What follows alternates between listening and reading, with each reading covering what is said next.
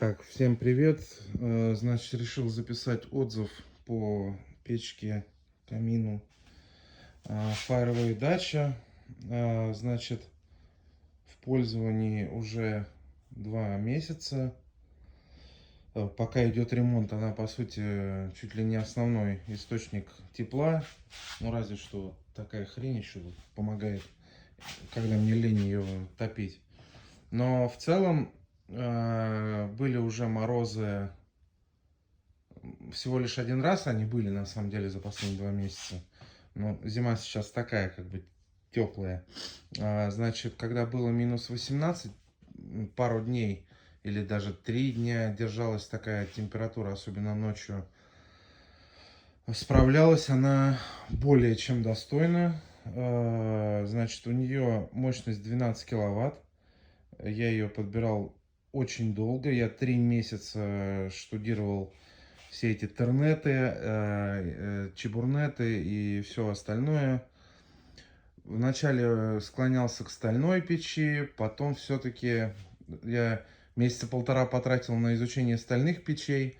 Думал, что все, вот ее беру, потом переобулся, короче, и решил, что нужно штудировать информацию про чугунную.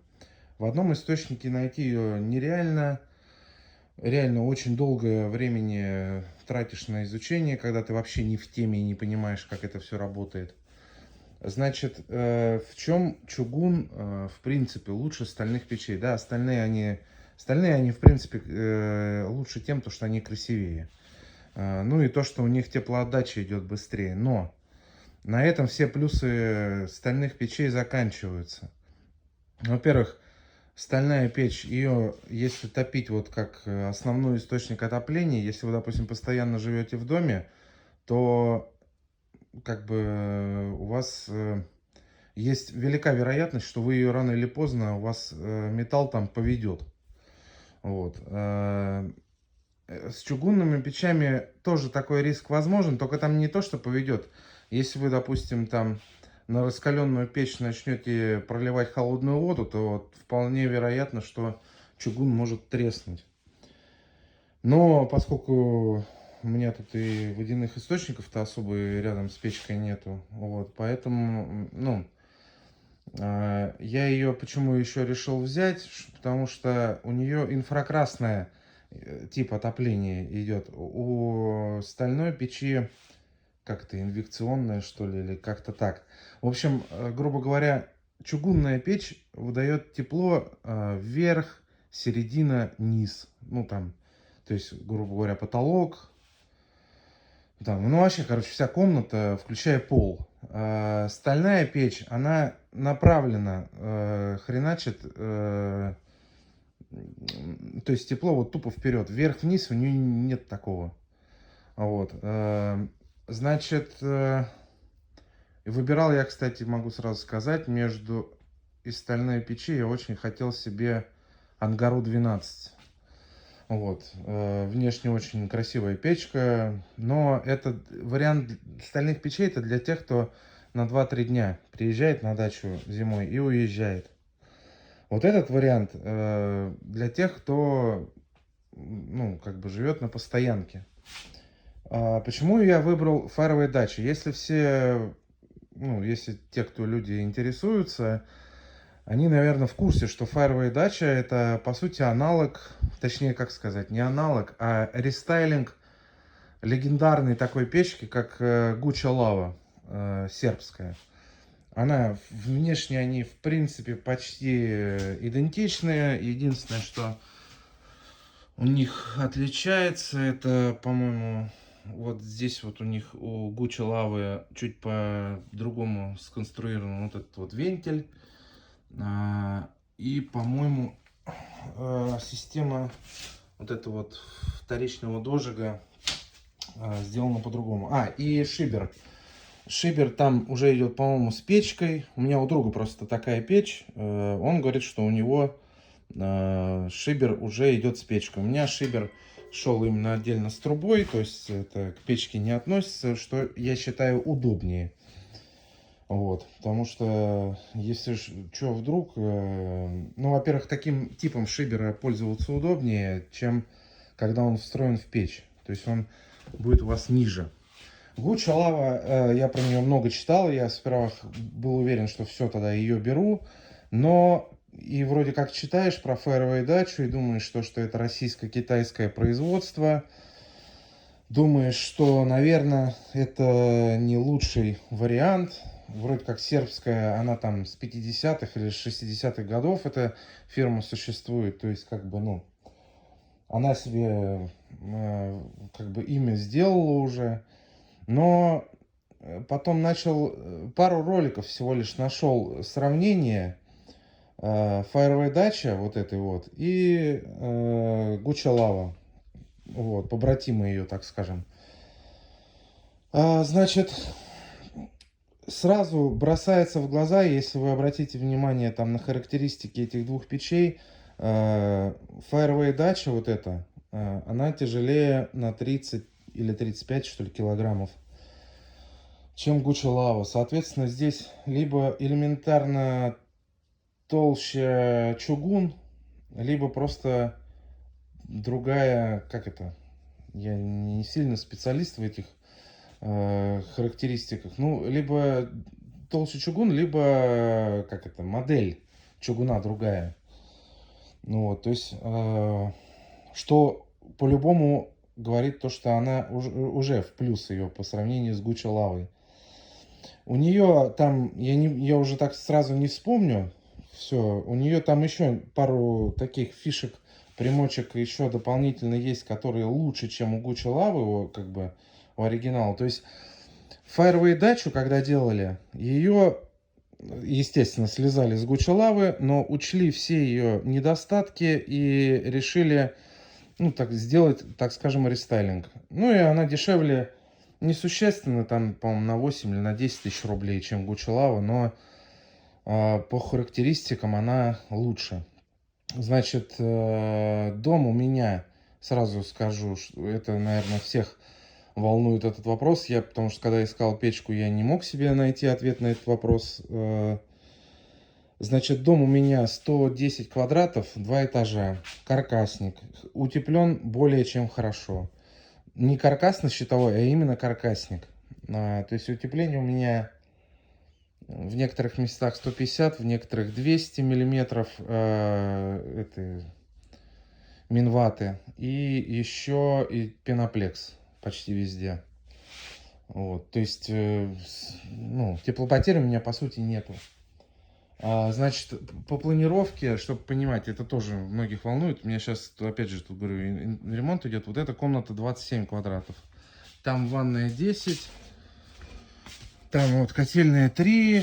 Ну, здесь я не знаю сколько, 8. И дальше вот тепло на второй этаж попадает через вот этот вот, ну, лестничный проход. Значит, на втором этаже получается 4 комнаты, все перекрыты дверью. Там, где дверь закрыта, можете тепло особо там не ждать. То есть, если двери все открыты, там, ну, короче, то она в целом вполне себе обогревает полностью этот дом. Было, ну, учитывая, что зима теплая в целом, но в декабре было 2 или 3 дня, когда ночью лупил мороз прям конкретно, что-то там минус 18 у нас было, это по Московской области. И получается, ну вот я топил ее, получается, где-то часов в 6 вечера я ее начинаю топить. И, ну, при этом я живу сам на втором этаже, не возле печки. И получается, где-то в час, в 2 ночи я ложился там спать. И мне этого хватало тепла. То есть она остывает около 8 часов при правильном ее использовании, да. Вот. То есть где-то требовалась повторная растопка, ну, где-то, я не знаю, ну, на следующий день там в часа в 4-5 дня. То есть вот такая хрень, если есть, ее можно на поддержание там поставить потом.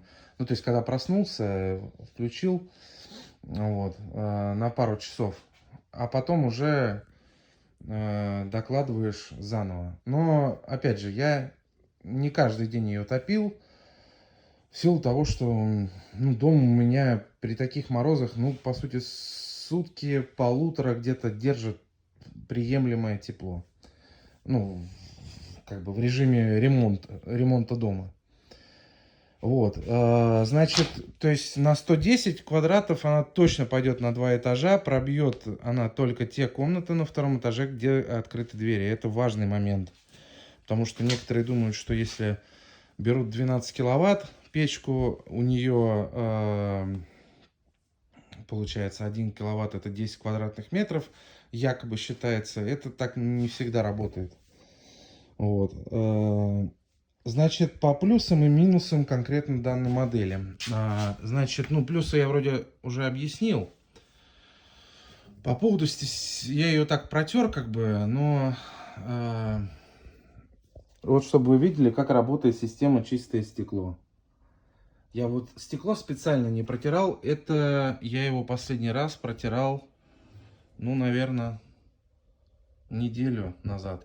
Вот тот друг, про который я говорил, у которого Гуччи Лава, и он топится только, они ель там, по-моему, ну, короче, елью, по-моему, они в основном топятся, хотя это делать не рекомендовано, но они не заморачиваются, и это, они, в принципе, такие сыроватые дрова кидают, у них вот это все стекло черное. Здесь же я топлюсь, вот дрова лежат, вот слева осина, справа береза. Ну, осина, она как бы для прочистки. Это я покупал именно дрова и просушиваю их по возможности. Там где-то на участке лежат, где-то дома. Значит, все, что пишут, что влажность дров должна быть менее 20%, это более чем правда. Я бы даже минус, ну, точнее, я бы больше 15% влажности дрова не рекомендовал бы, ну, сюда пихать. По поводу, как измерять эту влажность, где-то тут у меня был приборчик.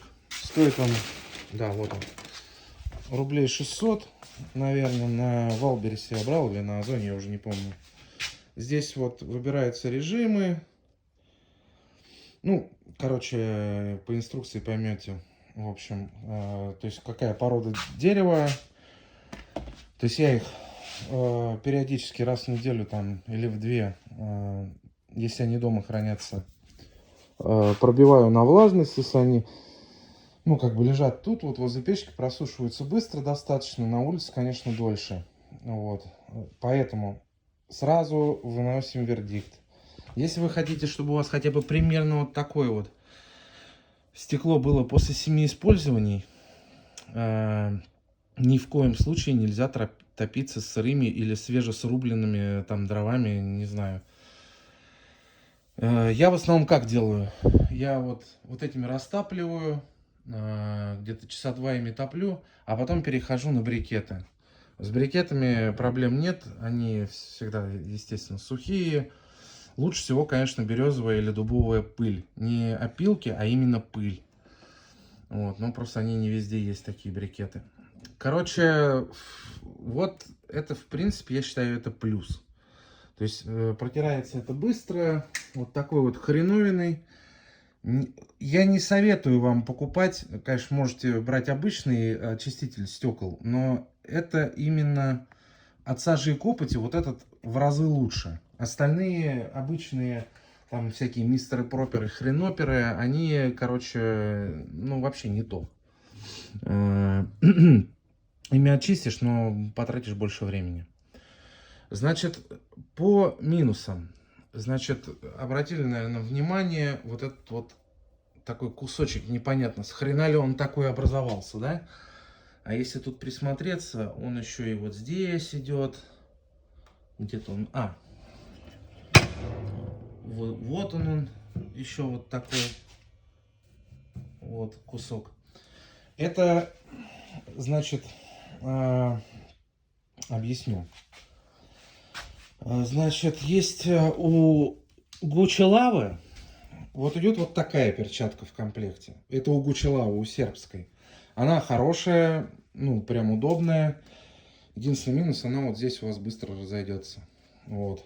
И шею не перешивай, надолго не хватит. Но она хотя бы качественно, сам материал. А фаровая дача кладет вот такое дерьмище в комплект. Лежит она у вас вот в этом отсеке, когда вы купите печку. Вот это вот дерьмище лежит. Вот такое она стала, ну, чтобы понимали.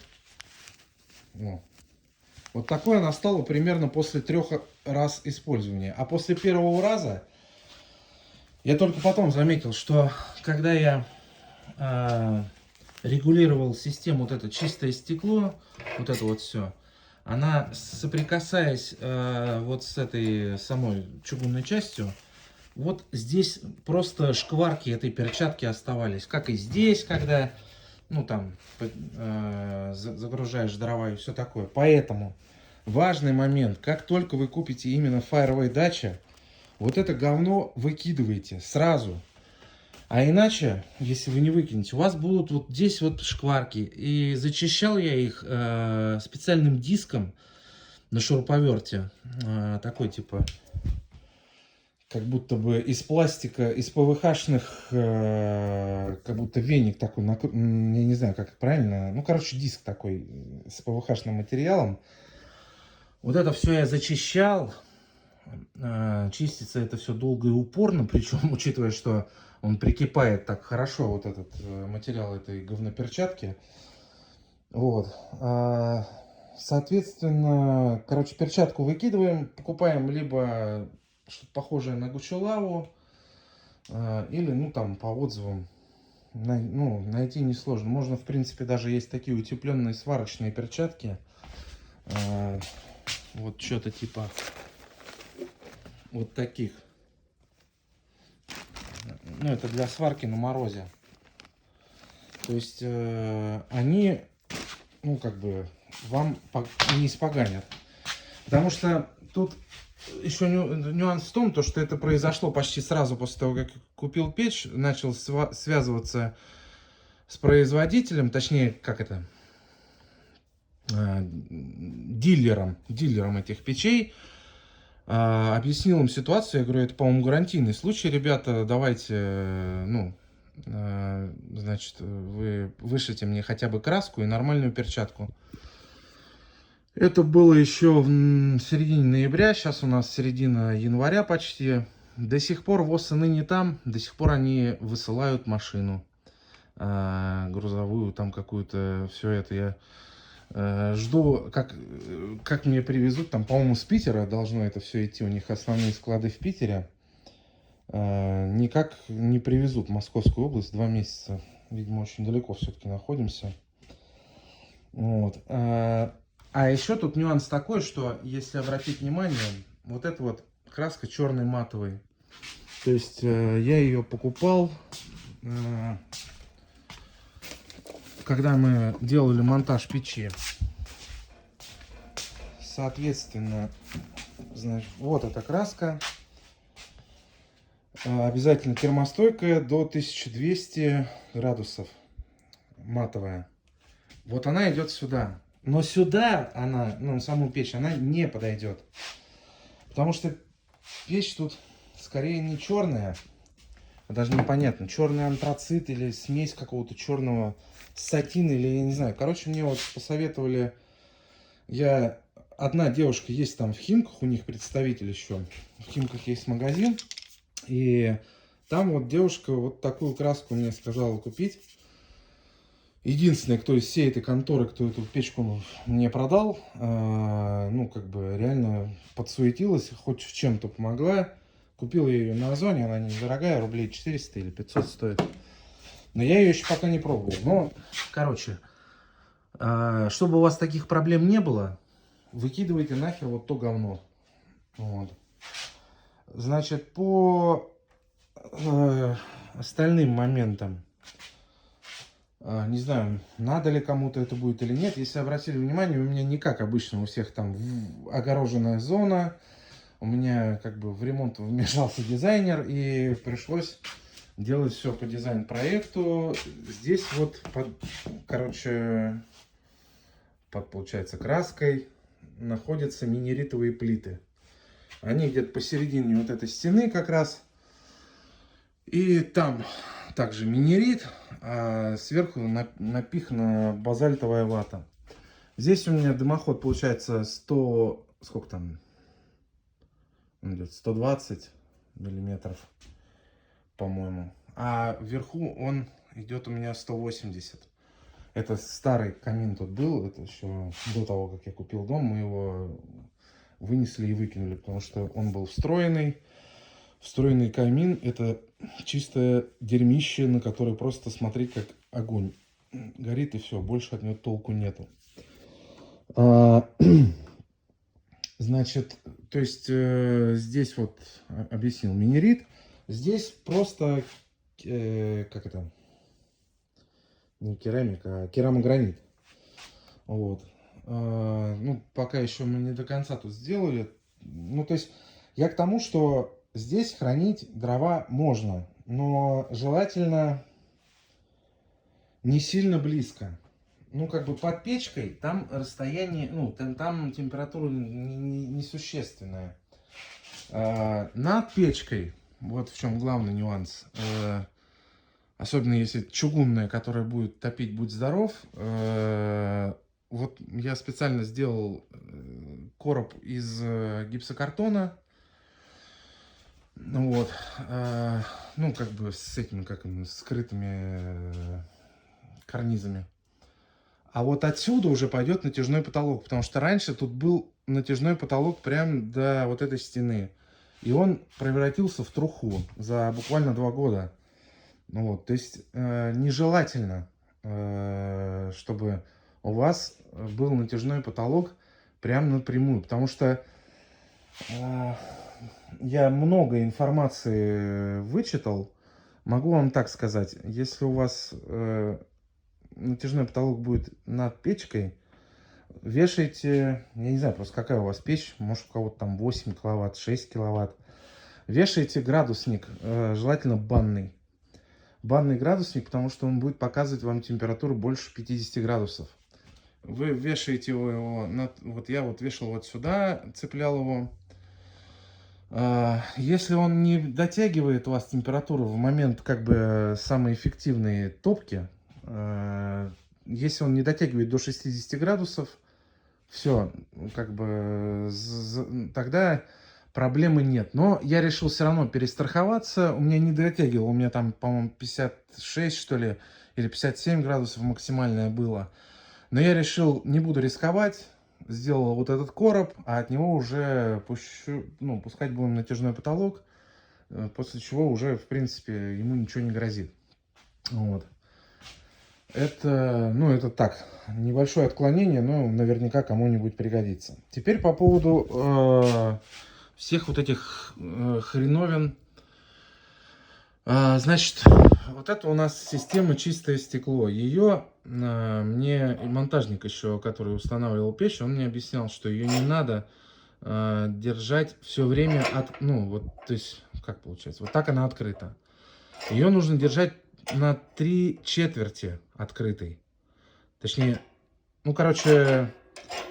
она должна быть открытой вот примерно в таком положении. Это в идеале. Если у вас стекло засралось, ну, к примеру, попали там дрова какие-то сырые, а какие-то сухие. Ну, и стекло, естественно, у вас, если сырые дрова попадут, вы это увидите моментально. То тогда, да, открываем и протапливаем. В чем минус этой системы? То есть можно в идеале ее держать все время открытой и все. Если вы ее держите все время открытой, у вас будет усиленная подача воздуха на стекло. Это снижает, так скажем, время сгорания дров. То есть они будут у вас прогорать быстрее. То есть это плюс в том, что если вы хотите прям быстро натопить, да.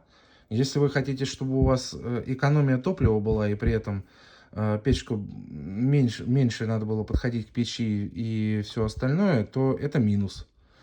То есть поэтому ее нужно держать чуть-чуть открытой. Но это при сухих дровах, более-менее, как у меня там, да, как я объяснил. У вас может быть по-другому. Значит, как разжигать эффективнее всего? По сути, вот эту вот хреновину, которая, она влияет на первичный розжиг. То есть вот этот шибер в таком положении открыть. И здесь типа на все. Но наверняка все знают, что лучше всего вот так вот открывать дверцу. И тут тогда можно, ну, условно, там, от 2-3 спичек прям поленья разжигать. Ну, не поленья, конечно, но более-менее такие потолще деревяшки. То есть вот эту штуку при розжиге держать открытой надо чуть-чуть. Вот, то есть еще какой плюс конкретно у этого камина, в отличие от остальных. Он хоть и небольшой вроде по размерам, но у него очень большой этот пылесбор, как это, пепельный сбор вот этот вот. Короче, ну, хватает, ну, при каждой, если топить прям часов по 8-10, ну, где-то, ну, раз 8 точно можно будет хранить спокойно пепел там и не выкидывать, как у других печей, у большинства печей, которые я только не смотрел, а я смотрел почти все печи в категории до 80 где-то или 90 тысяч рублей. Вот. Ни одна печь не обладает таким большим сборником пепла. Но у нее есть минус.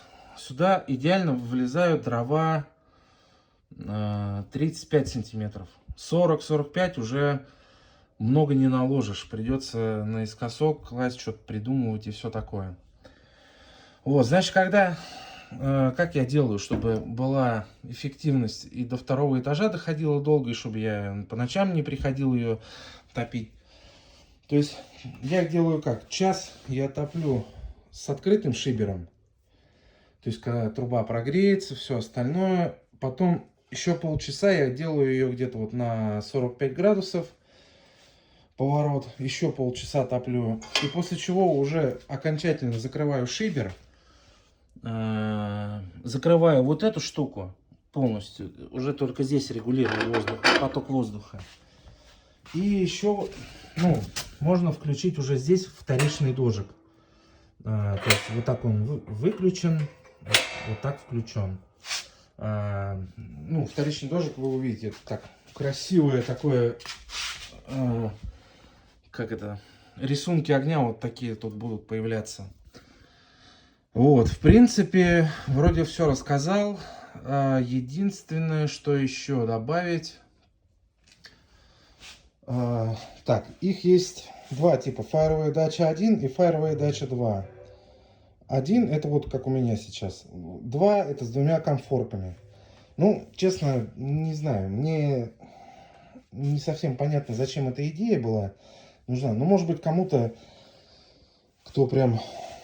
Ну, у кого с электричеством там проблемы или еще что-то, ну, там, чтобы топить, это, ну, короче, как по мне, это не очень удобно, но здесь якобы можно хоть яичницу жарить, хоть чайник кипятить. Вот, в принципе, в моем варианте это тоже можно, но он больше продуман для того, чтобы его поднять, просто, ну, чтобы вы видели, чтобы тут вот прочищать всю вот эту ситуацию периодически. Вот.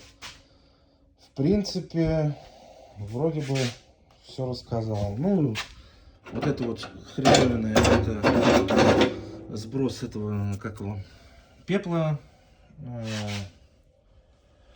И еще важный момент. Не знаю, с чем это связано. Здесь вот, не знаю, то ли от веревки, то ли еще от чего-то. Первые 10 где-то топок, потом перестало. Вот 10 топок было. Все время вот здесь вот белая какая-то жизнь, как будто краска стекала. Вот она даже осталась на плитке еще. Вот. Вот, по самому краю. Не знаю, от чего это. 10 топок реально шла вот такая хрень. Капала и капала. Ну, я сперва грешил на вот эту уплотнительную веревку. Но она как была белой, вроде так и осталась. Не знаю, с чем это связано. Короче, может, мне такой вариант попался. Но в целом доволен. Единственное, что жить возле такой печки. Ну вот здесь, когда не сильно, ну как не сильно, обычно топишь в среднем режиме, здесь возле печки, вот допустим, вот диван там, да, вот стоит, вот я изначально планировал жить на первом этаже, возле нее жить ну, нереально зимой. Ну как бы 30 плюс градусов вот на этом расстоянии будет по-любому. Ну то есть мне такая температура некомфортная. Для меня 21 это самое то. Вот, поэтому я ее когда сильно растапливаю, я просто ухожу на второй этаж и забываю про все эти проблемы. Вот, поэтому имейте это в виду. Для просто вот у моего друга Гучелава аналог, у него дом как бы примерно такой же, как у меня, но он поставил ее в очень маленькую комнату. И там просто пекло, настоящее пекло. Поэтому вы ее рассматриваете реально, если вы ее ставите хотя бы в большую комнату. Ну, вот, примерно вот как вот здесь. То есть, ну там 30 квадратов минимум. Ну, вот, а иначе будет тяжко. А вообще, если у вас дом меньше 100 квадратов, я вам ее не рекомендую. Просто потому, что ну, она слишком... Ну, она 110-то с запасом гребет. На 100 квадратов я бы посоветовал что-то из 9 киловаттных печек. У той же фирмы Fireway наверняка такие есть. Вот. Так, пока что доволен. В общем, вроде все записал. Если у вас есть какие-то идеи или комментарии по поводу вторичного дожига, может быть, кто-то по-другому как-то его использует, я не знаю. Я просто отталкивался только из информации в интернете, но ее так сложно найти, и при этом ее так много разной, что, ну, одинаково, ну, то есть одновременно. То есть я вроде как бы для себя подкинул в голову, так скажем, мысль, как я ее буду топить, но если я где-то не прав, поправьте меня там, может быть, кто-то делает по-другому. Вот. В остальном, вроде все. Всем спасибо.